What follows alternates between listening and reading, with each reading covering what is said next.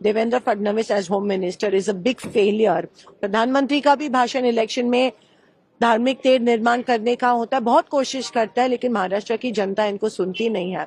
कल यहाँ पे मोदी जी को की तुलना शिवाजी महाराज से की, ये शिवाजी महाराज का अपमान था। शिवाजी महाराज के राज्य में कभी मणिपुर नहीं हुआ था। के अंदर जो घटना हुई उसको किस तरीके से देखिए, बीजेपी बार बार ट्राई कर रही है कि महाराष्ट्र में गुजरात करे। जब से बीजेपी पावर में आई है तब से लेके धार्मिक तेढ़ निर्माण करने की कोशिश कर रही है।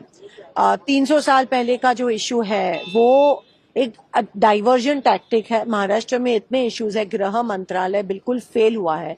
Devendra Fadnavis age home minister is a big failure, और वो छुपाने के लिए ये चीजें ला रहे हैं।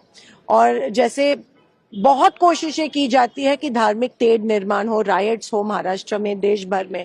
प्रधानमंत्री का भी भाषण इलेक्शन में धार्मिक तेढ़ निर्माण करने का होता है, बहुत कोशिश करता है, लेकिन महाराष्ट्र की जनता इनको सुनती नहीं है। जैसे राक्षसों को खून की जरूरत होती है, इस तरह वो राइट्स चाहते हैं, इस तरह वो लोगों की मौतें चाहते हैं।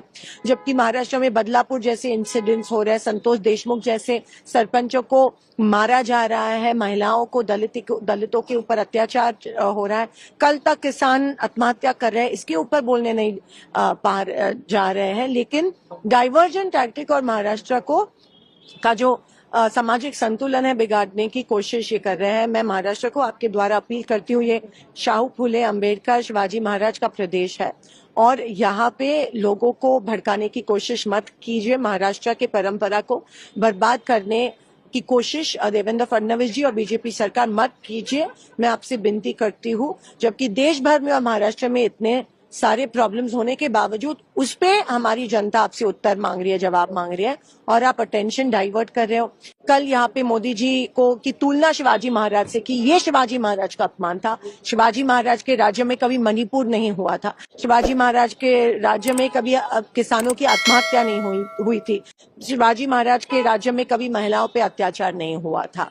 तो ये सबसे बड़ा अपमान है जो बीजेपी बार बार महाराज का करती है।